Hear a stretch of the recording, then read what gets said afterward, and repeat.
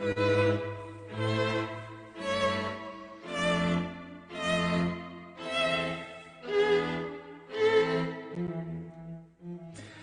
everyone. This is Marc Sabatella from Outside Shore Music, and welcome to the Music Masterclass. So, before I get any further, are things working okay? I think they should be. So, let me know if you encounter, different issues than your whatever issues you might normally encounter here, because I am in the new location. I've got internet going. The room is still not totally set up, so it might feel a little echoier, but other than that, I expect that things should go relatively smoothly today. So, good to see people here. And yeah, so we're going to be talking about Counterpoint. We'll be talking about the work we've been doing these last couple weeks about Counterpoint in three or more voices. And I'll take a look at some of the music that people have submitted from the exercises from the previous section, because I definitely want to make sure that everyone gets the kind of feedback that they need to succeed. I'm also going to challenge everyone. I'm probably going to set something up to formalize this, but here's how I would like to see things work. If you are able to post, your assignments and projects that I give, in a timely basis, based on when I assign them, I'm going to make every effort to give comments on them. But if you get behind, that's fine. Still post your work, and then I'm going to encourage everyone else to kind of pick up the slack. Those of you who have already gotten comments from me, you might look at other people's work and go, oh, I know he just made that same comment to me. I'm going to pass it along. And that way, we all get to kind of learn together. So I'm going to continue to encourage that, especially when you're submitting work for previous assignments. So what I'm going to do is take a look at a couple other pieces that were submitted before, and then we're going to take a look at the Bach piece, the Sinfonia, I still don't know the right way to pronounce it, that we've been kind of discussing. Take a look at that, and also take a look at a couple other pieces from this same perspective. So let's go ahead. I'm going to first come over here, and we're going to look at. I've got a number of pieces kind of queued up that I want to make sure I talk about here. Actually, just two. First thing I want to do is Terra. I can't remember if it's Terra or Tara. I'm sorry. And we're going to take a look at your arrangement here, a piece. All Things Bright and Beautiful. And so this is a traditional hymn tune, Royal Oak, and I'm I haven't listened to this yet, but just looking at it, I'm intrigued by it in a number of ways, and we're going to talk about a couple of the things that I find especially intriguing about it. But before I even get started, I'm going to point out one interesting thing about it. Whenever we have counterpoint on something with lyrics, it does mean then that the lyrics aren't going to join up. And there's a lot of different solutions to that. And the way that Tara is doing it here is a really effective, common way of doing it, which is to simplify the lyrics in different voices, and let it be okay that maybe some words get left out. Maybe it doesn't even make grammatical sense. I think she's actually going to a lot of trouble to make sure, like she left out the word beautiful here, but all things bright, all things great, great and small, right? That kind of makes sense. Sometimes you'll just see all things bright, creatures, right? And it's like the words that are left out don't even make it not make grammatical sense, and that's okay. I'm also kind of one of these people who tries to avoid that. I try to make, even if I'm going to simplify lyrics in a contrapuntal section, I'm going to try to simplify it in a way that still makes sense. And by the way, regarding weather, a couple things to note about the new location. Yes, you can probably see my window. Yeah, depending on what you're actually seeing right now, and it is a sunny day, and there's like bright light. Ooh, wait a minute! One thing I forgot. I want to turn off one light. Hold on.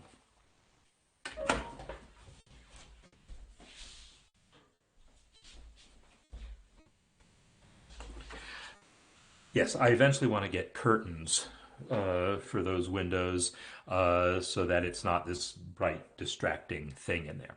All right, so we're going to listen to this now and just check out what she's done here. So my assumption is the top line is the original melody, and what she has added is the bottom line, and we're just going to listen to it. Um, so the music's small. It should be the same size as normal. Is this not the case? Um, let me just take a quick look over here. Yeah, should be the same as it usually is. So it's just maybe you're looking on a smaller screen than sometimes because as I recall, you might be mobile right now. Anyhow, let's see what we get.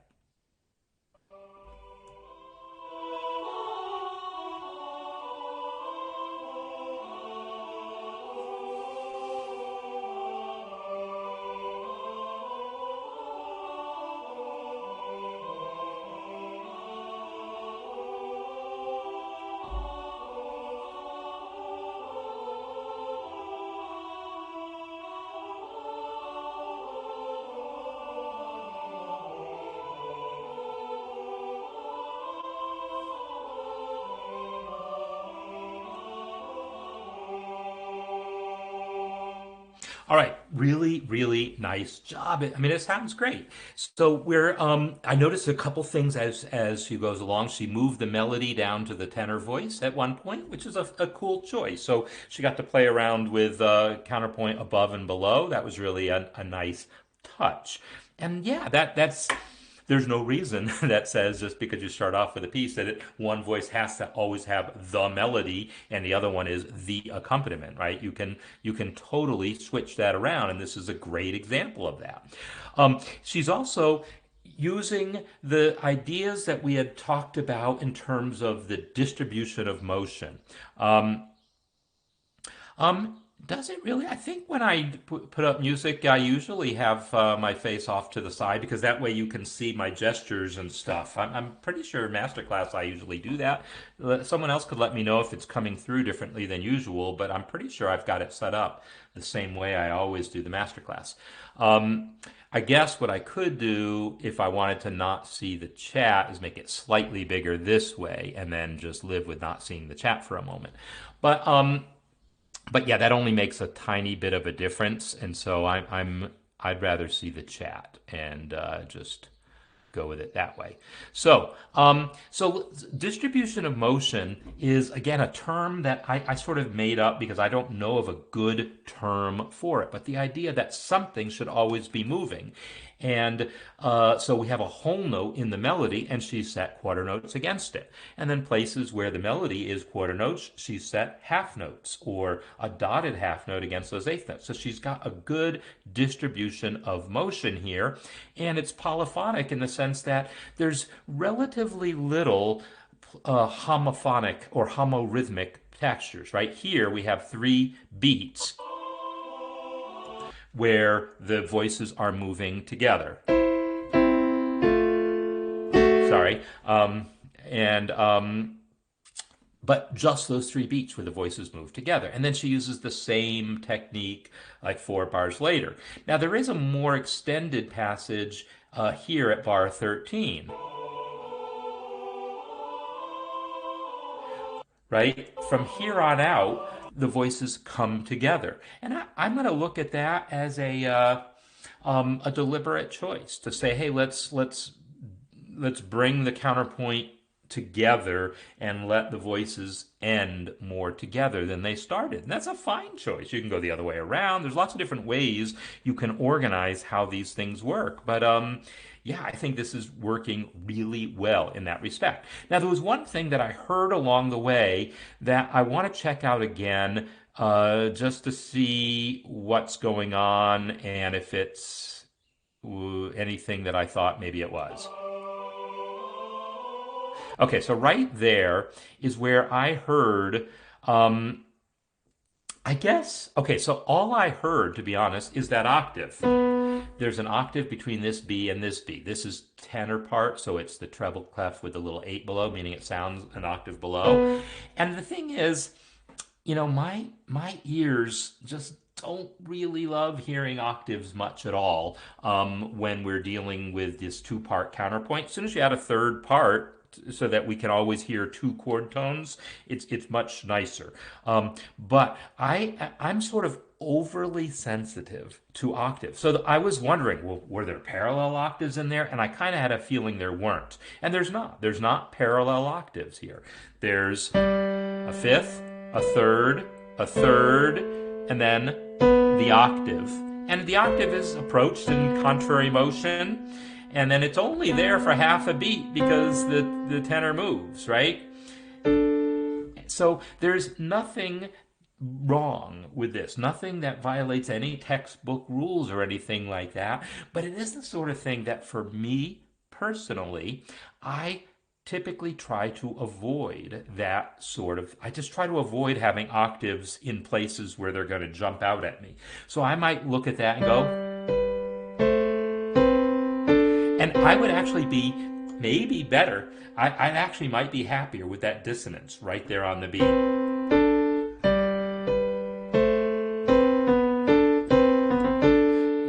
I might play around with that and let there be the dissonance on the beat that then resolves by step. I don't know. I would be playing around with things like that just to see. There's other places where there's octaves that feel right at cadences and so forth. So it's not like octaves are always to be avoided, but sometimes they sort of jump out at me in odd places, and I just trust my ears on that. Okay, so anyhow, great job with that. I want to talk about Paul, the one that you just posted, and or just posted, yeah, yesterday. I gave comments on it, but I want to uh, talk about. I want to reread my comments about the tritone in here. So yeah, I gave my comments on this, but I do want to talk about my comments about the tritone on this example here. Hello. Uh, Come on. There we go. Sorry about the weirdness of it scrolling in and out. That's not readable at all. Maybe I need to use this control here. That's the control I need. There we go. Okay. It's a PDF, not a website. Okay. So the observation that I'm going to talk, first of all, let me just play the thing. Let me just play the thing first. Oh, I mean, I'm going to play it on the piano because it's a PDF.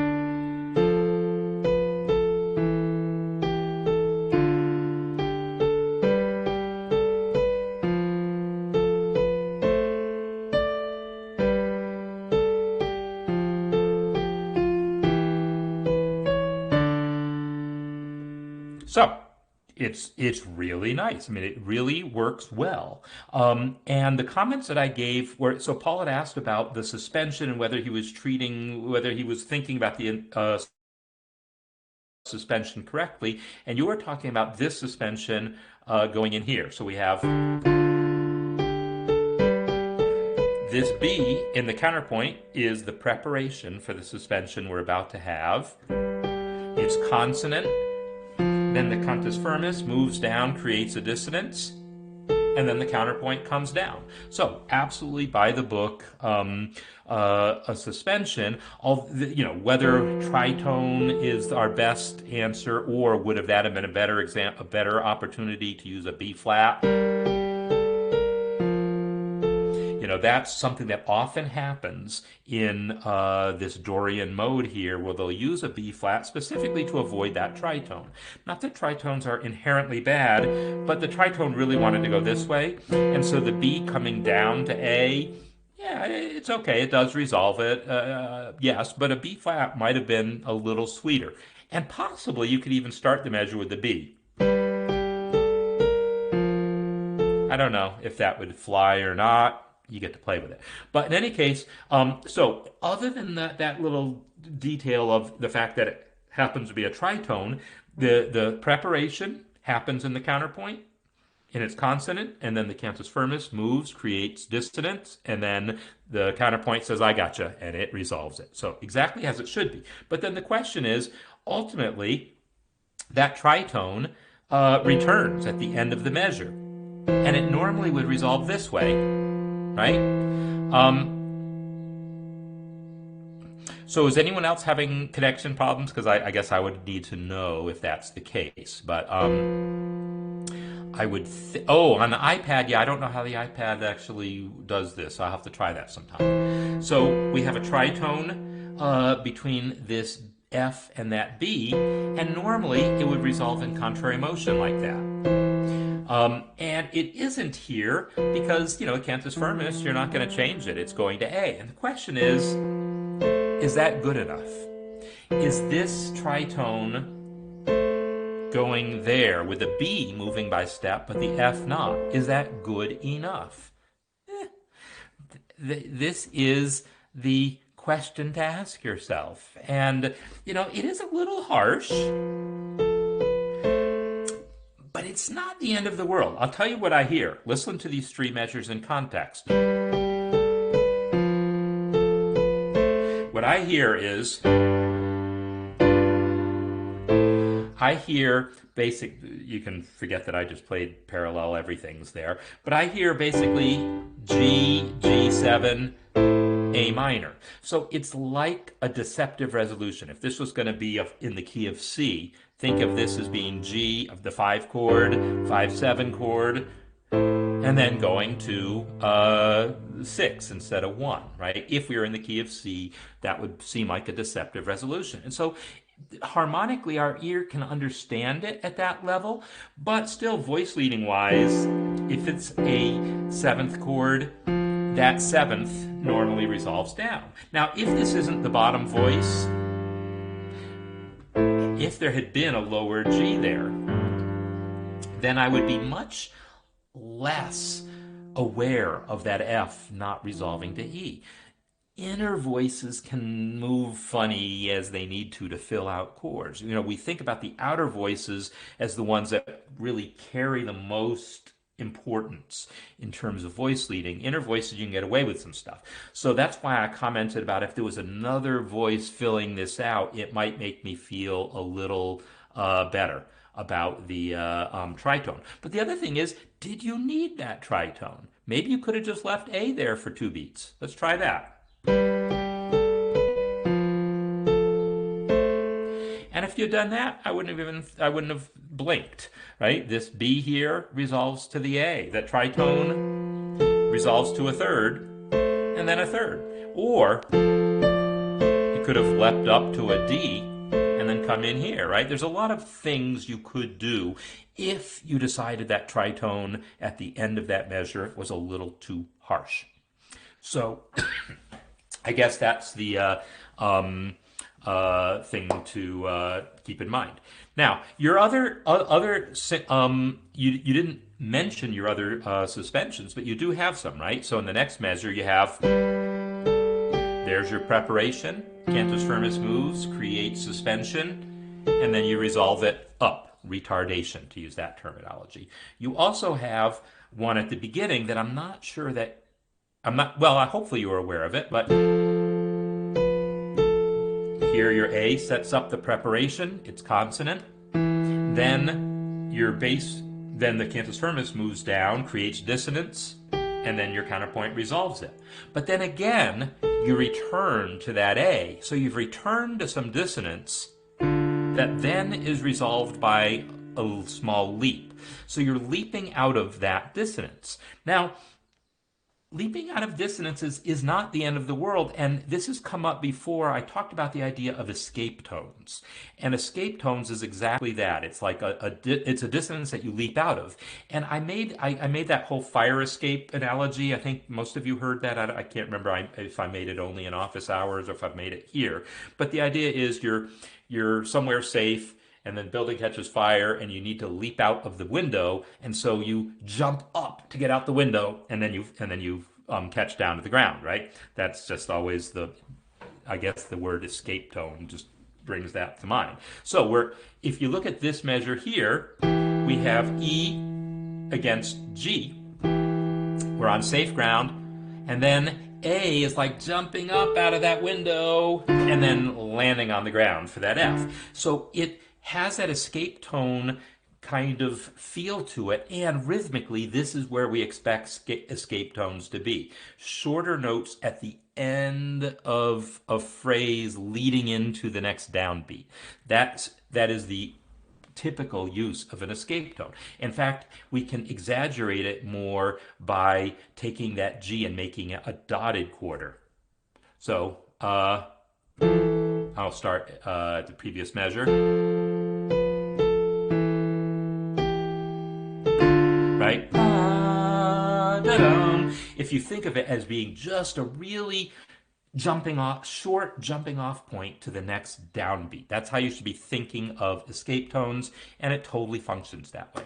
So, anyhow, that's really so that is a suspension, and I didn't know. So that A coming to G was a suspension, the fact that you tied it over, I'm thinking you must have been aware of it as a suspension, but then you also had that A at the end of the measure that I wasn't sure I understood. Okay, so what I want to do right now, before I turn to the Bach, is I want to set up what we're going to do for our project going forward here. What I want to do is we're going to take a piece that's in two voices, and I need to think about this a little more, but I'm going to challenge you to think about this, and I'm going to post something about it later. I want you to think about what it would mean to add a third voice to one of your exercises. Maybe not this exercise. I don't mean like this one of Paul's specifically, but I mean one of the ones where there's an actual melody, right? Where it's not just home hoots cantus firmus kind of thing. But like in this particular example, whoops, it's an octave lower. So, what would it look like to add a third voice to this? Either above it, or below it, or in the middle. Now, in this case, there's probably not room to add one in the middle, but it would be if you took that first voice down an octave. There's tons of room for another voice in the middle here, right? But if you kept it in the octave where it's at, there's room for another voice there. Or take both voices down an octave, and now there's tons of room for another voice above it.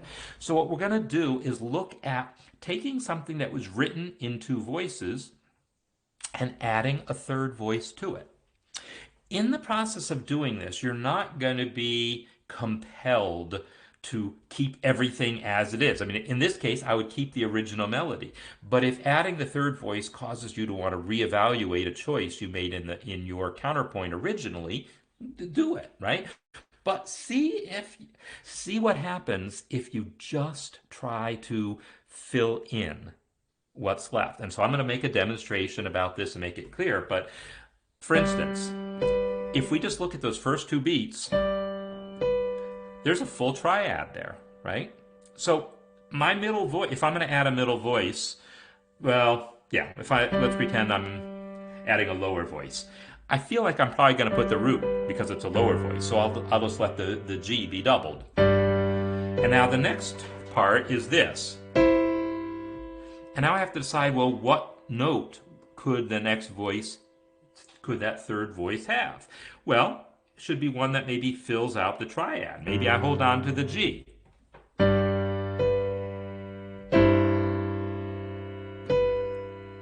And then the next chord I have is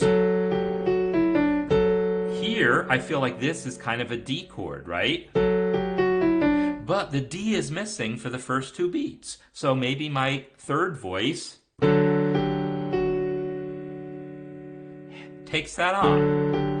And then maybe does something different on, once this voice gets to D. So I'm going to make a demonstration where I go through all this, but this is what I want you thinking about, kind of get started thinking about, that we're going to do a project where you take either what you've already written, or I'll provide an example. If you're like, oh, mine just doesn't work, I will provide you an example. And then the goal is to add a third voice and do it in a way that makes sense contrapuntally, and along the way, hopefully it makes sense harmonically as well. All right. So, Paul, I'm glad that was useful, and but yeah, it was, I think, useful because it brought up a couple points that are just good for everyone to hear. So, anyhow, that's what our next project is going to be about, and stay tuned for more details. So, meanwhile, what I want to do is I'm going to flip over to uh, actually one other quick example. Here, and this is the invention. Here again, I guess I need to use the PDF control here. Yeah, it's just a fuzzy scan. All right. We're going to use this example here to talk about something that is I make reference to occasionally, but I need to make a stronger point about right now. And that is everything that we're talking about going forward here about three or more voices. It doesn't only apply when there's literally three or more voices. This invention only has two voices.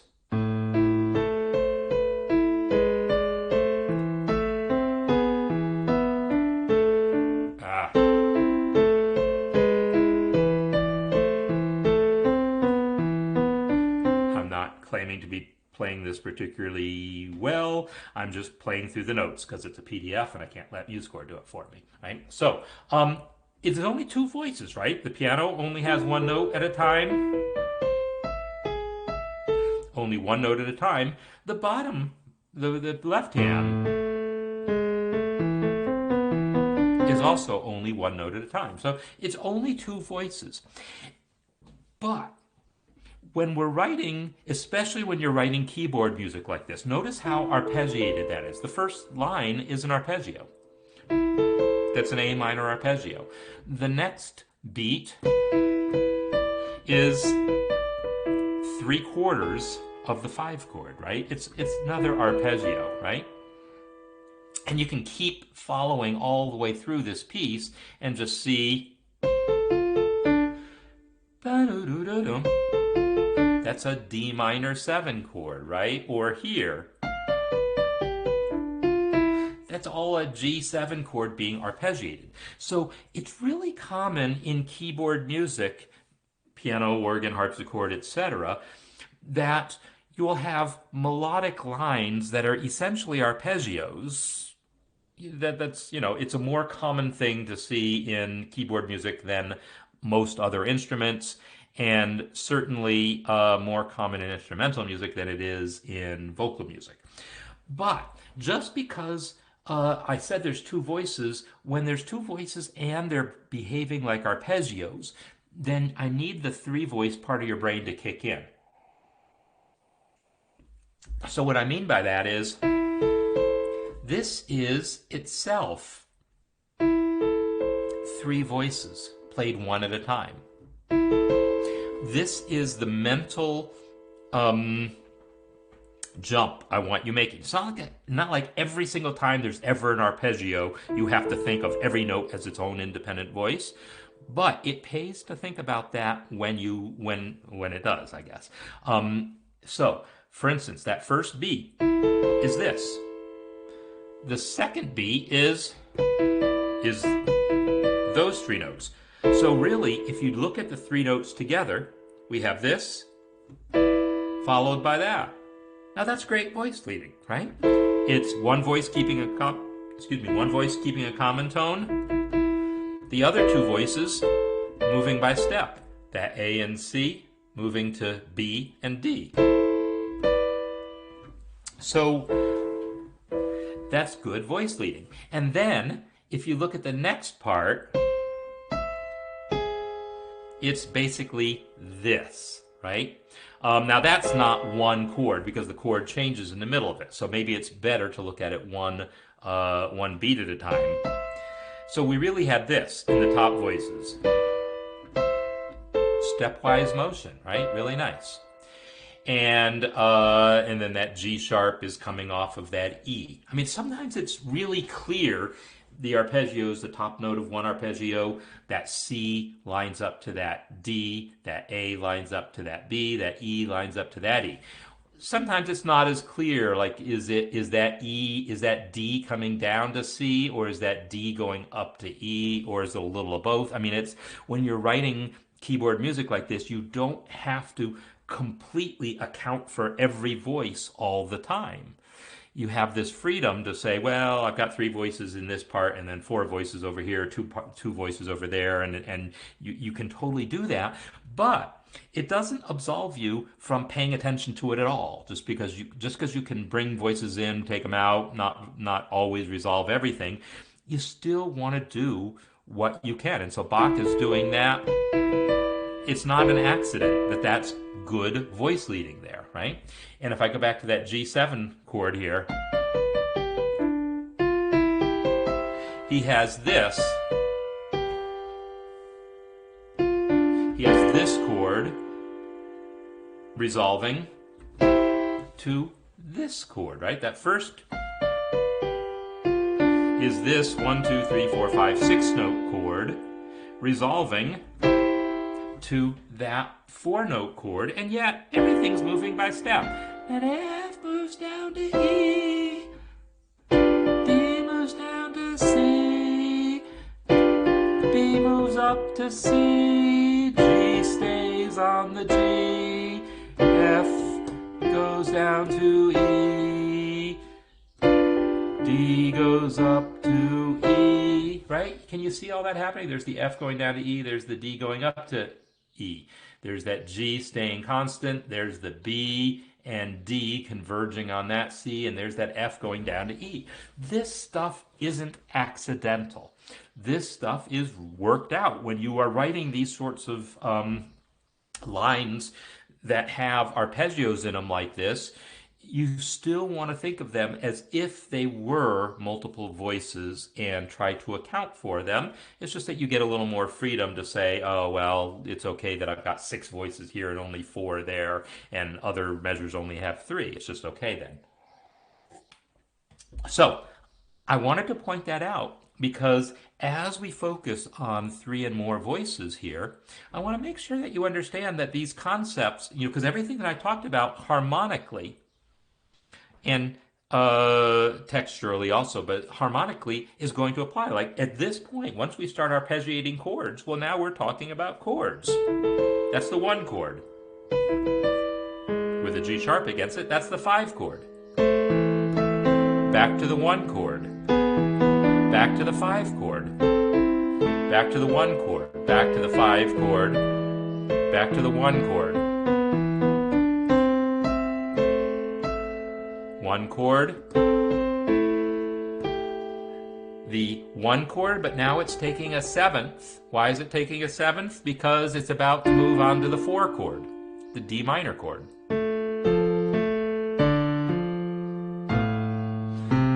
And here, now that 4 chord is taking a 7th also, right? That C is the 7th of a D minor chord. And then it goes to that G chord.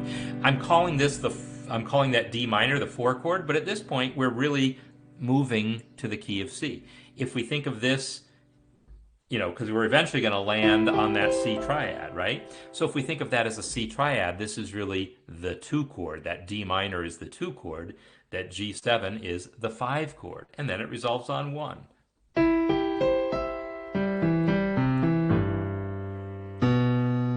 And again, he likes putting that little 7th at the end of the bar to lead into the next bar.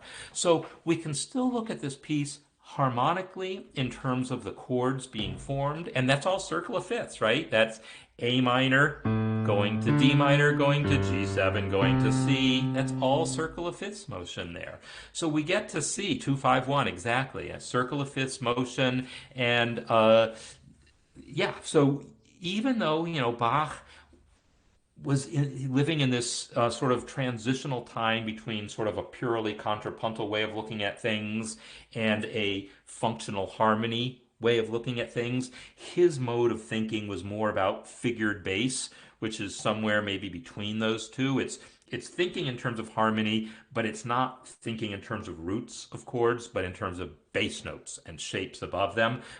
But it works out to the same thing. Um, uh, so um, so yeah, so even though we're not playing chords and we only have two voices at a time, you can still, by unraveling the arpeggios, still work out the voice leading, still work out the harmonies. So all the techniques and concepts that we're talking about now having to do with counterpoint and three and more voices will apply to two voice counterpoint, especially when you start writing kind of things like this, Baroque kind of things, Baroque instrumental kinds of sounding things, as opposed to Renaissance vocal kinds of sounding things like the species counterpoint exercises were.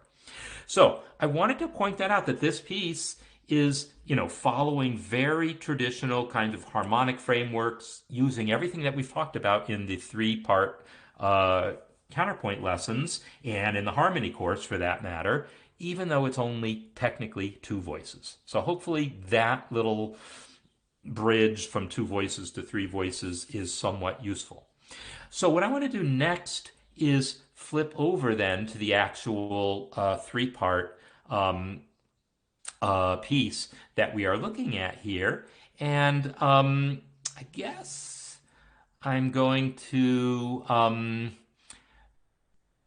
I've looked at some of the comments in here. I haven't like gone through every single one of them, and I would love it if people had like been looking at this and had questions that maybe you hadn't posted yet, or ones that you posted and didn't get any good reply to yet. Let's see if we can use the chat to help me sort through some of the comments in here about this piece.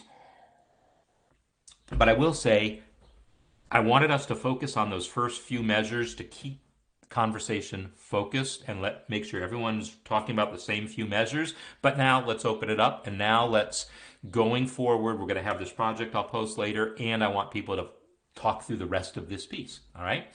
So this is the piece here, and I'm going to go ahead and hit the button, the Edit on Desktop button, to let it open within MuseScore, that's a really cool feature. Although it looks like my computer's going to be slow about it, but that's fine. So yeah, I want to know in chat, are there questions that people want to ask me about this piece? Unresolved things from the discussion, or things that didn't come up in the discussion yet that you just hadn't gotten around to posting. So while this comes up, yeah, there we go. So here is the piece. And again, I'm going to shrink it down just a wee bit so that I can still see the chat. And so we talked about some of the aspects of this piece last week. Let's just keep going, all right? So I'm going to play from the beginning to bar 7 again, and then we'll just see what comes up. All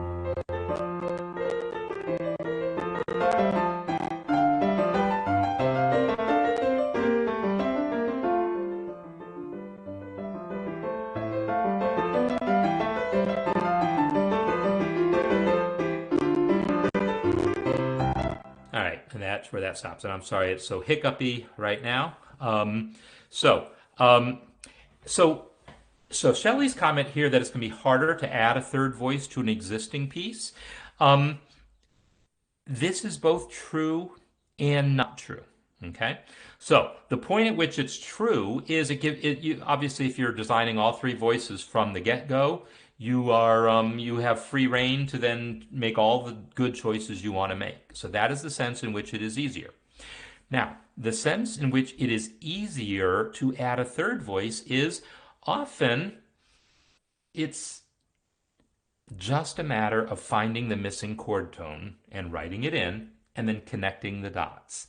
When I do the demonstration, I'll make that a little more clear, but you'll find that it's not necessarily as hard as you think to just add the missing chord tone. Or if you add the missing chord tone and decide, you know what, that's just kind of makes for awkward voice leading, then choose which note to double, right? Or if all three notes are already present because one of the voices is arpeggiating, well, then you just get to choose which note to double. And so you're going to use the idea of in the lesson on doubling to make those choices. But so it's not necessarily as hard as you think it's going to be. And perhaps more to the point, it is useful because when we start writing imitative counterpoint, what we're often going to do is start with one voice, add a second voice, and then add a third voice. And when we add that third voice, it's going to have to do the same. So we had voice, the first, yeah, I might as well explain this. We're going to have the first voice singing or playing a melody, and then the second voice is going to come in playing that second melody, and I mean that same melody, and meanwhile the first voice gets to do whatever it wants on top. So it's kind of like your, fifth beat, like the exercises you've already done, just adding counterpoint over something fixed. It's fixed because it's imitating what was there before. By the time the third voice comes in, both now that voice is also fixed. It's doing what the first voice had originally, and your second voice is also fixed because it's doing what the first voice had a little later on. And the first voice is still free. So you're very often going to have cases where two of your three voices are fixed because they are imitating something that happened before, but only one voice is free against that. So it's going to be good practice for how we're going to be constructing pieces with imitative counterpoint. And by getting practice doing this with a piece that maybe is already kind of fixed, you get to see that, oh yeah, I can write a third voice to something that already exists. And I'm giving you that flexibility to change things if you need to. So it'll be all right. All right, so I played this piece here, and what I want to talk about now is what's going on in this little passage here, starting at bar 4.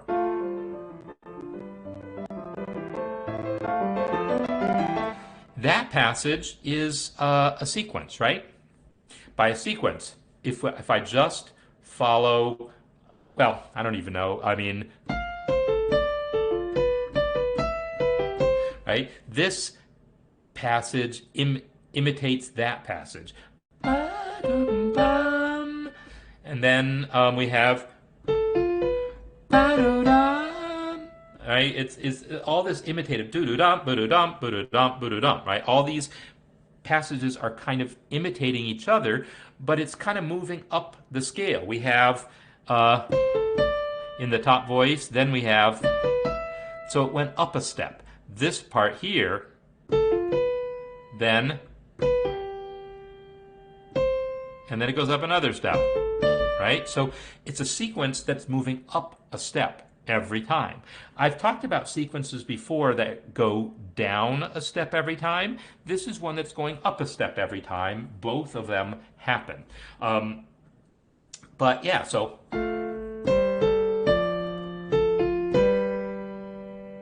if I just follow that top voice,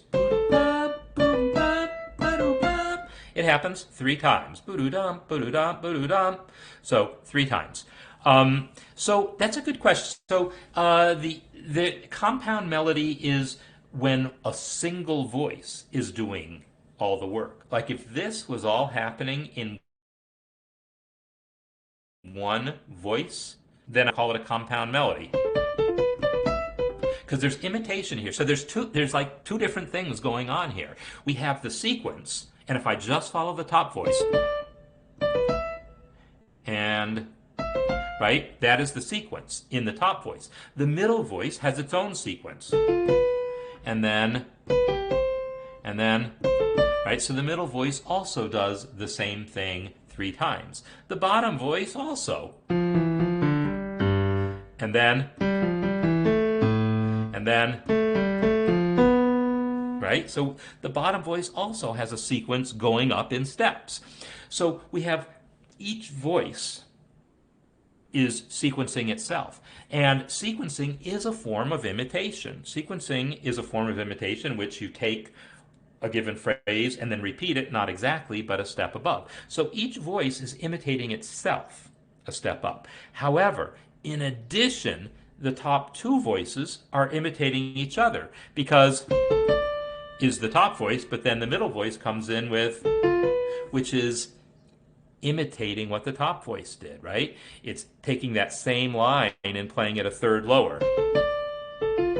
And then the top voice goes, and then the bottom voice, the middle voice goes, right? So it also imitates again a third lower, and then top voice says this, middle voice says the same thing, a third lower. So we have imitation between the two voices, but we also have a sequence within that voice. So we're going to talk way more about imitation going forward, but hopefully those terms are self-explanatory enough, and my explanation is good enough that you can kind of get it. So, what am I saying here? So the term imitation is one voice does something, and then later on the same thing happens again, either in the same voice or a different voice, and perhaps it's identical or perhaps it's shifted in pitch or something, or it's, there's lots of different variations you might do in imitating it, but that's what imitation is about. Sequence is the idea, though, of imitating something and changing the pitch up a step or down a step. It doesn't have to be up a step or down a step, but it most typically is. Now, Dave is asking about tonal adjustment, and again, in the next section of the course, when we talk more about imitation, we'll talk more about what that means. But let's preview that. We have this line here, from C down to A, up to D, is down a minor third, up a perfect fourth. The next sequence is also down a minor third, up a perfect fourth. But the third one is down a major third, up a perfect fourth. So they're both down a third, up a fourth, down a third, up a fourth, down a third, up a fourth, but the first two thirds were minor thirds. The next third was a major third. And that is done to keep it in the key. He could have gone with a minor third down and made that be a minor third down and perfect fourth up. But now you're introducing two sharps. So this is what we mean when we say tonally adjusted. To keep that exact shape, minor third up, minor third down, perfect fourth up, to keep that exact shape, that third time, he would have needed to introduce accidentals that wouldn't have served his purposes harmonically. So we adjust the intervals as necessary, turning that minor third into a major third so that it stays within the key.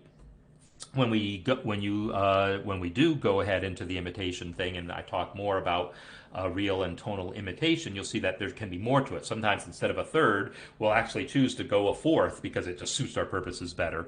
But mostly when we talk about that in this context, we're just talking about turning major thirds into minor thirds and vice versa, and sixths and so forth. So yeah, that is a tonal adjustment. The same thing in the next one. The middle voice has down a major third, up a tritone. Well, I know that ain't going to happen again. The next one is down a major third, up a perfect fourth. The next one is down a minor third, up a perfect fourth, right? So it's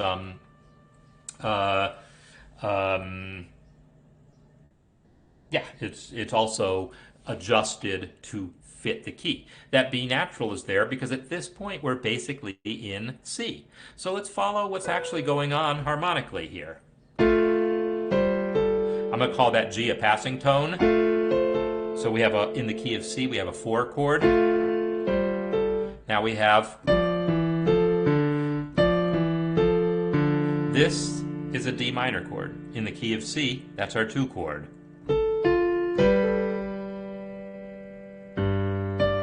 Now we have our 5 chord.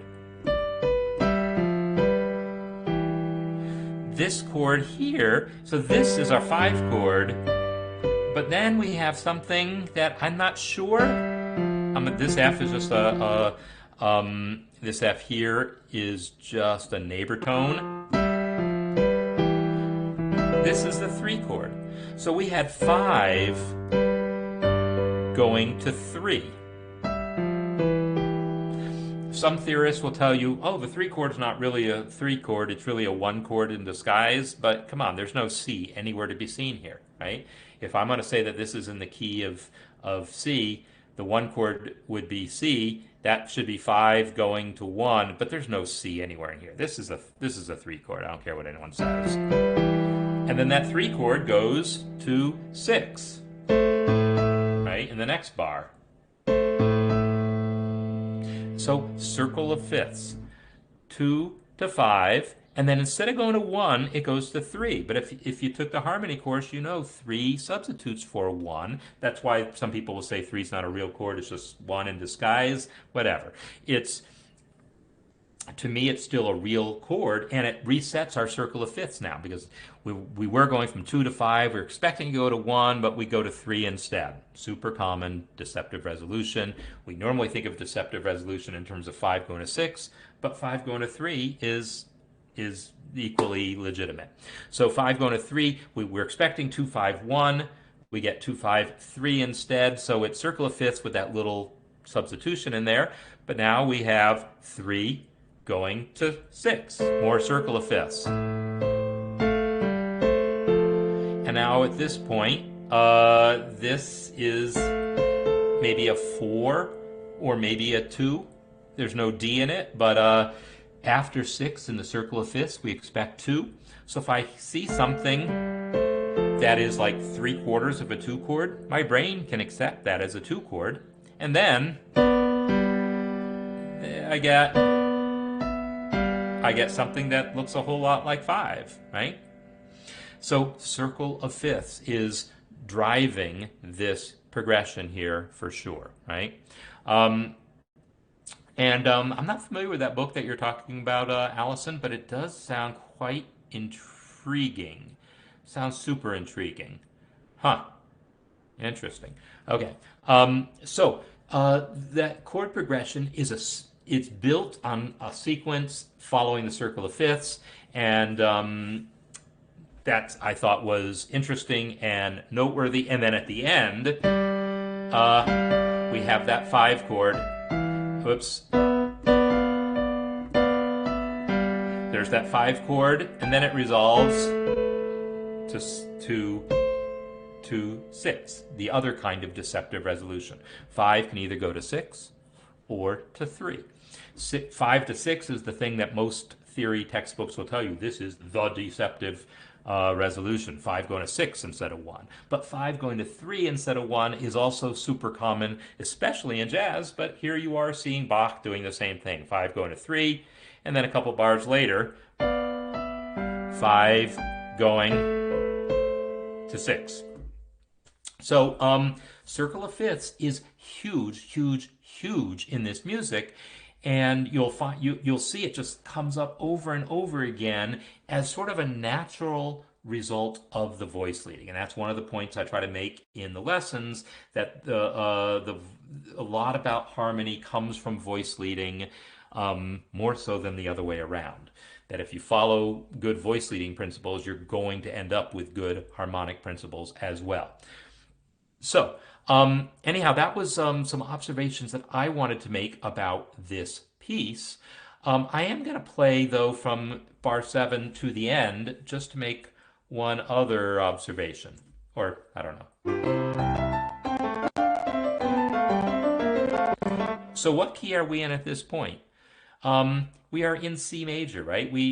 All our Bs, that one B is, natural. But then it flattens again, and then you'll hear some other things happening. So let's just talk about keys that we hear.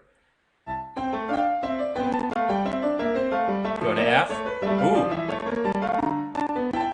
Now when we start seeing C sharps and B flats, we're in D minor at this point. That's what's going on. We are in D minor.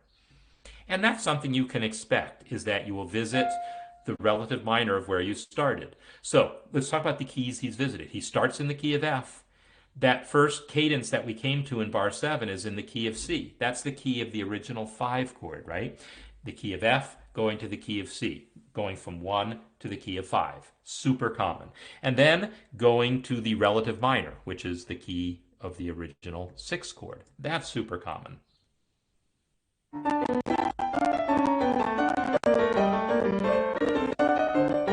And now he is in G minor, right? See that F sharp going to G? To G minor. Well, the key of G minor has 2 flats. So he's gone from 1 flat, F, to no flats, C. And then he came back to 1 flat, D minor, and now he's gone to 2 flats, G minor. So what you're seeing is that his modulations have stayed close to home on the circle of fifths. He went one fewer flat and then came back, and then he went one more flat. And then eventually he's going to come back also. So that's what you're going to see modulations do. They're going to, in Baroque music anyhow, and classical music for that matter, you'll see them mostly going either one more flat or one fewer flat, or one more sharp, one fewer sharp, or going from relative major to relative minor, which keeps the same key signature. You won't see them moving further than that on the circle of fifths until you get to kind of late classical, early romantic era music. Beethoven loved more dramatic key modulations, and you start seeing that more often going into the romantic era. So anyhow, this is yeah, these are all kinds of all observations that are the types of things that I want to see people making, talking about what's going on harmonically, talking about what you see going on voice leading wise, and now we've got the whole piece we can talk about with that in mind, and talk about the different textures, the places where he uses parallel motion for a little while, or where he's got homorhythmic textures. Because I'm pretty sure I remember there'd be, oh yeah, right here. Check out this little passage here, and then I'll end it. Right? That's all parallel 6 through that whole passage there. So finding within that 3-voice counterpoint, there's some places where 2 of the voices are just doing parallel thirds, parallel 6. That is so Bach. It is so part of this style that, yes, overall, you're not mostly doing that, but you're going to have places where you do that. That's the sugar. I used that analogy before. Parallel thirds and parallel 6 are like sugar. Don't have too much of it, but it's kind of fun sometimes. That's your sugar right there. So he's got some sugar going on in the piece there in the form of those parallel 6. I can see what looks like another sequence here. Right? And here's that same basic passage here. And so he's reusing material he used before, and it's probably inverted. I'm not sure, but I'm going to guess that he's taking advantage of invertible counterpoint so that the roles of the voices are the other way around, although I won't swear to it because I haven't analyzed it. But yeah, so keep talking about this piece, and I will be posting shortly a project to work on involving adding a third voice to an existing 2-voice piece, in which you can either use your own 2-voice piece or use one that I provide. So look for that hopefully later today, and then that'll be our project going into next week. So all of that said, let's wrap things up, because been a lot of music that we've covered, a lot of topics we've covered. So we are going to continue for next week with this idea of counterpoint in 3 or more parts, and looking at the harmonic things and the textural things and so forth. So the project that I'm gonna give this week will carry us into next week, and so I'm hoping that next Thursday we'll be looking at people's projects, and that'll be the main focus, is looking at these 3-voice projects of everyone's next week. And then the following week we'll start on imitation. And imitation is going to be another big, deep section with a lot of stuff to work on. So this is like a little bit of a breather, and then it gets intense again as we look at imitation. But I think you're going to love it. The canon stuff there is, I think, mind-blowing. So anyhow, hope you all had a good time, and I will see you next time. And glad to see that things basically worked here in the new studio. Bye, everyone.